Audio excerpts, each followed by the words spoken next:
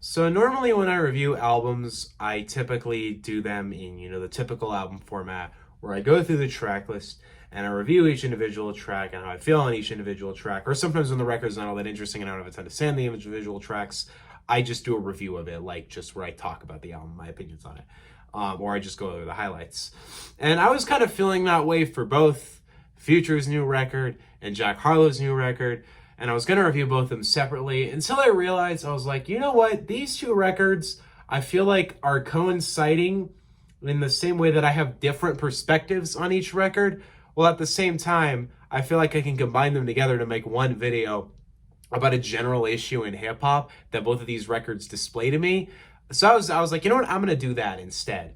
So I'm going to review both records kind of independently, but then at the end I'm going to kind of talk about the relevancy and more. This is kind of a review of both records, but it's also kind of a why these records I feel like don't work and why I feel like, or they generally like I'm not a huge fan of them, and why I feel like they're coinciding in the way I'm not a huge fan of them. So let's start with Future's new release, I Never Liked You.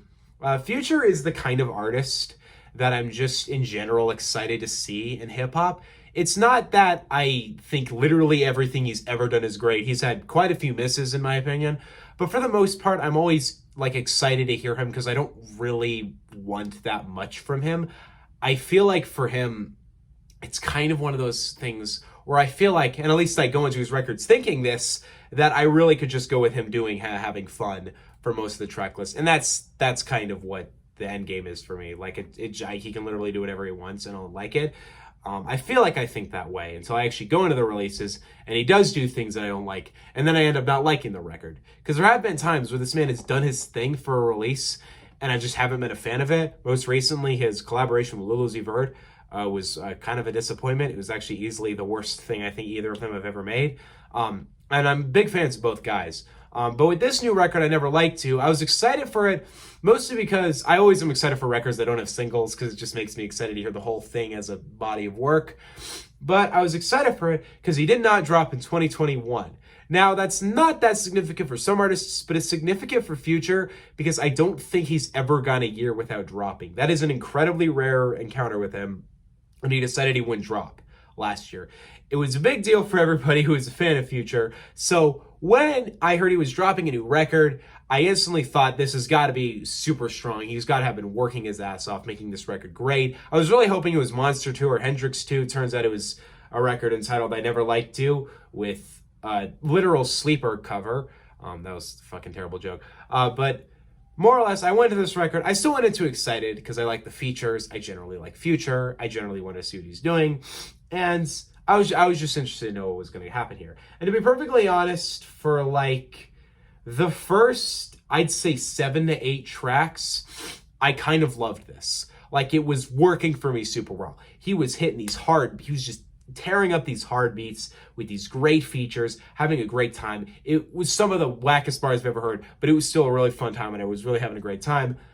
And then at some point about halfway through, the record just kept doing the same thing, in my opinion. And then at some point I realized, oh, I'm actually not a huge fan of this album. Now I generally would say I like it for the most part. There's no tracks that stand out to me. My nose is fucking bugging me. There's no tracks on here of the 16 that I think stand out as poorly made, bad Future tracks. But unfortunately, as another aspect that was really hopeful about this record for me was that I've really not been a huge fan of trap releases over the past year or so. So I was going into this like maybe this is going to be that big revival of trap. And then I kind of went into it and I was like, oh shit, it's not. It's not really that much of a revival. Is it like for the most part better than most trap releases of the past year? Yeah. But do I have very similar issues with this that I have with other trap releases? Yeah, I do.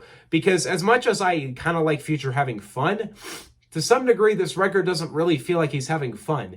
And it feels like he's kind of restricting himself to a specific style and a specific sound, to the point where at a certain point of this album, you feel like you're not really listening to Future being Future. You're listening to him trying to recapture what he is. This record doesn't feel all that natural to me, and that's annoying because what makes Future so good to me is when he is speaking and he's rapping from a very natural perspective. That's why I quite liked High Off Life. I really liked that record.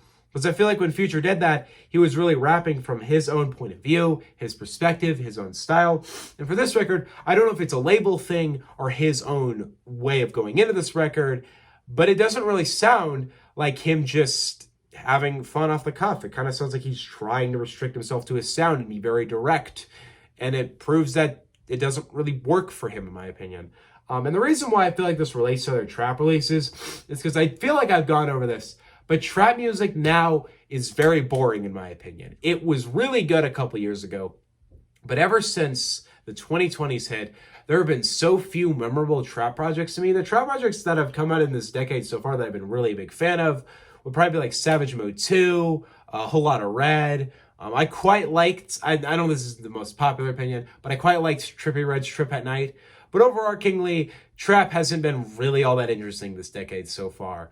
And it's interesting because every single time these trap releases have failed for me or haven't been really as good as I hoped they'd be, it's always been the same issue. It's always been the album's too repetitive. This was my issue I had with Lil Durk's most recent record. This is the issue I had with Gunna's most recent record. That was the issue I had with Roddy Ricch's most recent record. Similar issue I had to Young Thug's recent record. All of these albums are falling into the same issue. And this record hit that same issue again. They feel like they're recycling the same kind of features. You know, this record has Gunna, Young Thug, Drake, Kodak Black. Are these features you've never seen before? Hell no. These are very basic features for a trap release nowadays. They feel like the same format, the same way they're doing it, the same runtime, the same kind of track over and over again. I don't feel like this is nearly as boring as Lil Durk's most recent record or Gunna's, but they have the same issue. And it's weird to me because I kind of thought to myself, Future's got to not have that issue, right? Like, he's got to be able to break free of that repetitive sound that trap is stuck in. And I was wrong about that. It actually feels like he's very much in that same state. I still like the record, but it hit me how disappointed I was by this record. Overall, I like it, but I just wanted to like it as much as everybody else seemed to like it. I'm going to freeze frame here real quick because I also want to add this. It's interesting with this release as well by Future that I feel like he's following a lot of trends that like other rappers are doing in trap, which is funny because I feel like 90% of trends in trap he contributed to or even like started. It's kind of similar to something like Man on the Moon 3, where a lot of people pointed out that Kid Cudi felt inspired by like Travis Scott when doing that release, which he's denied, but he also kind of denied it in a very petty way, if you know how he denied it. So it's kind of hard to say, and it's a little obvious that there is some influence there. But what I'm mostly saying is it's interesting to watch legends basically inspire trends and inspire these things, and then years later follow the trends that they inspired and they started to the point where they're just part of their own, like, you know, kind of in metaphorical children of influence. It's just an interesting thing that you notice a lot of legends do. But anyway, back to the video. Now we move to Jack Harlow's new record, Come Home, the Kids Miss You. And there was a lot of interesting anticipation for this record because generally speaking, I don't really take Jack Harlow that seriously, but I like him. He's a fun white guy in hip hop, just doing his thing. He's fun in my opinion. I wasn't really that big on his first record, but I didn't really feel like I needed to be because, like I said, I wasn't really having this high expectation of him. But ever since this year, this man has been so much more popular than he was back then. Sure, he had What's Poppin', which was big, but I don't think What's Poppin' has nearly been as everywhere as First Class and Nail Tech were. Also, he had Industry Baby. This man has been everywhere over the past year or so, and it was kind of this expectation like, okay, you've seen this amount of fame, you're going to see a huge amount of success on this record, please just make it count. And does he? Not really. The thing I would say about this record was going into it, I did have a good single. I liked First Class. I wasn't crazy about it. It wasn't an amazing track to me, but I liked the production and I liked the way the samples used. I'm not really crazy about Jack on the track, but I feel like he does what he does. He's fine on the project. Fine on the track. He knows, he does his thing. Like, he's just smooth and nice, and it's fun. It's not great, but it is a track that I can listen to on my off time and just kind of put it on in the background. Overall, I like what he did on the track. It's not amazing to me, but it's not terrible to me. I actually thought it was much more catchy and replayable than Nail Tech was. But when I went to this record, I thought, okay, so we do have a good single coming out of this. And I did like Neil Tech, so I was like, we have 2 good singles. So hopefully he doesn't fall to the trap of just being lazy on his second release because he knows it's going to be successful. Spoiler alert, that's what he did. This record is really disappointing to me. It's not terrible to me. I don't hate it nearly as much as some other people do. But for the most part, this record feels like it could have been a lot more interesting than it was. It's interesting to me that I first listened to this record and I was like, oh, this is a fun record. And then the second day I was like, holy shit, I remember like 3 songs off the whole album. Like, it was crazy how much I forgot this record. Tracks I do actually like on this, I like Dua Lipa mostly for its production. It's just a fun song to me. Side Piece is all right. Churchill Downs is a pretty good track to my opinion, but that's mostly because of Drake. And I'd say Poison is a all-right track because of Lil Wayne.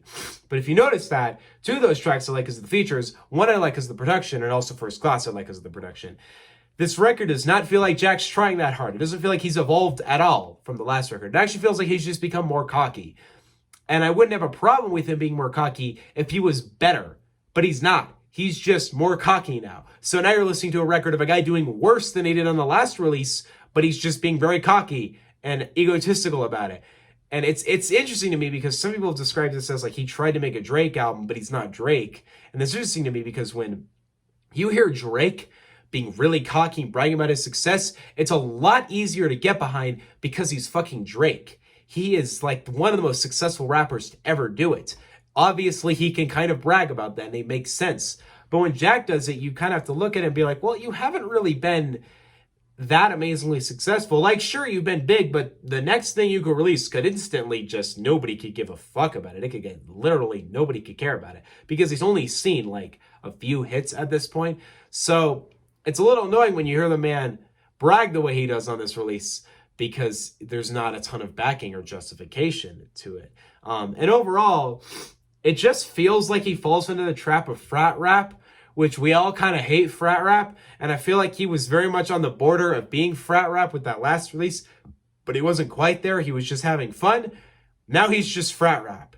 And it's a little irritating. It's not terrible. It's not a release that I found incredibly boring, but I feel like it could have been a lot stronger and he really lackluster on it. But the interesting fact about both of these records, part of the reason I paired them up, because I don't agree with the popular opinion at all on either of these records. I don't think Future's record is nearly one of the best records of this year. I think it's just a fine album. Some people love it, though. And I don't think Jack Harlow made nearly one of the worst records of the year. I think both of them are just very average, fine records that I'm going to forget about in a week. But the only reason I'm remembering these records is because everybody's talking about them. And they both illustrate separate issues I have in hip-hop. Now, I already kind of delved into my issue with Future's release of Trap just being repetitive and feeling like Future just fell into that trap of being repetitive. The trap of being repetitive. Okay. But Jack Harlow falls into a much different hole. And that hole is the second album hole that I've noticed lately. There are other examples I have of this that are very similar to the examples I have of the Trap albums that I didn't like. And they're basically the second albums that these artists are coming out with that are just, they're not living up to the hype. Because artists will release their debut album and it will be good, it'll be pretty strong, but it won't show their full potential yet. And then you sit there like, okay, their second record is going to be amazing. They're going to really show how they've evolved, how they've taken the fame and the praise they got from that first record and built it up to be stronger. And then these artists just come up with their second record and it's just not very interesting. A good example of this for me, the first one I had was Life of a Don by Don Toliver. He had so much backing and love from Heaven or Hell. Like, everybody loved it. It was an incredible record, but it was a strong record to the point where people were excited to hear what he had to offer. And then he came with Life of a Don, and we all just kind of forgot about it in a week, and I did too. Like, I liked it, and it was nice, but man, I wish he tried more on that record. I feel like he didn't really evolve his sound at all. I feel like he just went with boring trap bangers most of the race, and fun trap songs, but most of them aren't really showing what he can be good at. Corday had the worst example of this because I really liked The Lost Boy. That was actually one of my favorite debuts of recent years. I feel like he had a really strong debut there. And with great artists on it, great features on it, showing he had a lot of backing. And then he came out with the second record and it was just nothing like that. It was just no very interesting lyrics, just very bland, substanceless tracks.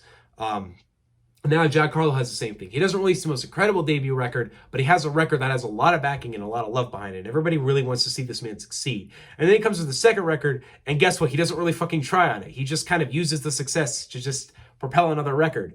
And they're the similar issues because it just feels like these artists aren't recognizing the fact that this is the new generation. Like these rappers, and there's other examples of this too, like Polo G, Megan Thee Stallion.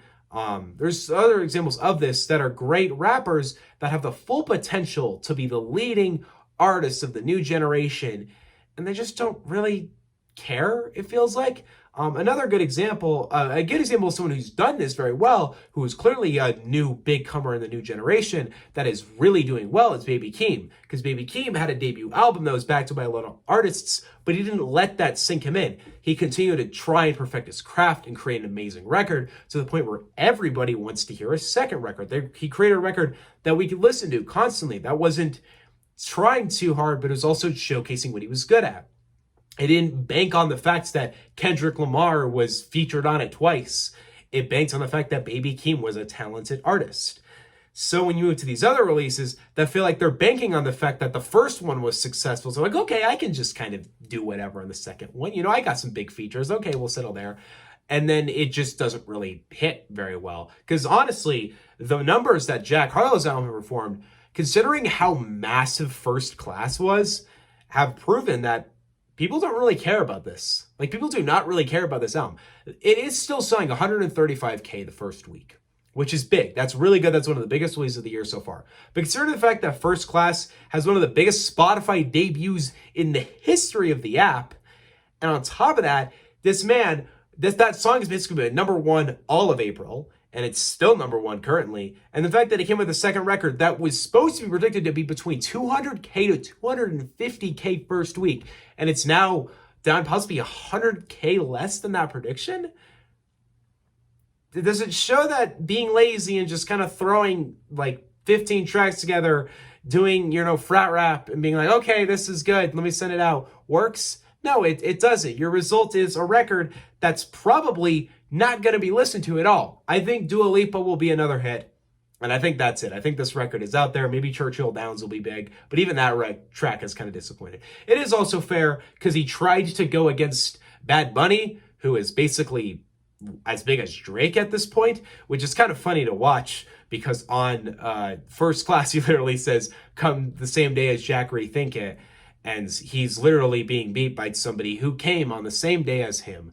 So that aged like total milk. That was garbage. Whatever the case may be, both of these records I paired up because I feel like they're both sharing similar issues in hip hop to me. I also could have thrown in the new Black Star album because I really fucking love the new Black Star album. I actually think as a record, it's incredible. I don't know if I really need to review it because I feel like that's pretty obvious how good the record is because it's a Black Star album produced by Madlib. But man, the fact that it's only exclusive on Luminary is producing another issue I'm having with hip-hop right now where artists are trying to break away from the streaming and they're using these new platforms that aren't at all more convenient than streaming. So it basically results in just you kind of turning down the fans. I don't understand it. Kanye obviously did it much worse than Black Star did it, but it's so annoying coming from Black Star. It's at this extent. It's not an issue I really need to get into, though. Maybe if it happens again, if another release does what that is, I'll probably get into it more. On top of that, here's another trap release that was disappointing, Bible by 504, and I felt like that record could have been a lot more interesting. Both of these records are just illustrating the issue I have with hip-hop of it feeling lazy and lackluster and why most of the best releases that are coming out right now are from very well-established artists. Currently, right now, the most hype record of the year and will probably end up being the best record of this year is Kendrick Lamar. And that's not a shocker because he's probably the greatest to ever do it. But on some regard, don't you wish some of the other best records of this year were not by other legends? Wouldn't you wish those records were by new upcomers who are proving that they're really talented? And last year we had a couple, like Little Sims and Baby Keem, but other than that, I guess Lil Nas X, but he's kind of also blended with the pop realm, so it's kind of hard to say. Overall, both these records are fine to me. I'd probably give I Never Liked You a B+, and Come Home the Kids Miss You like a B. I feel like Come Home the Kids Miss You's rating is going to go just lower and lower and lower for me. I don't know. You might see it on the worst albums of the year if I listen to it again and I don't like it. But what do you guys think on both these issues? Let me know in the comment section below. I've wanted to make an issue on this whole topic for a video on this topic for a while, but I haven't gotten to it. My next video will probably be the reaction to new Kendrick record. I cannot believe I'm saying that. Like, let that sink in. There is a new Kendrick Lamar record releasing on Friday. Let that sink in. I'll probably react to it Thursday night. That's obviously what I'm going to do because it's Kendrick Lamar. I even thought of doing something bigger than a reaction just because it's like, it's just such a big release to me, but I might just go with the reaction. We'll see what I do. If you keep on my community tab, you'll see updates for that. Sorry, I've been very inactive. It's finals time for me, so I'm incredibly busy. But I will come out of the shadows, come out of my silence and break to give you guys a Kendrick Lamar reaction. So see you guys next time. Peace out. Bye.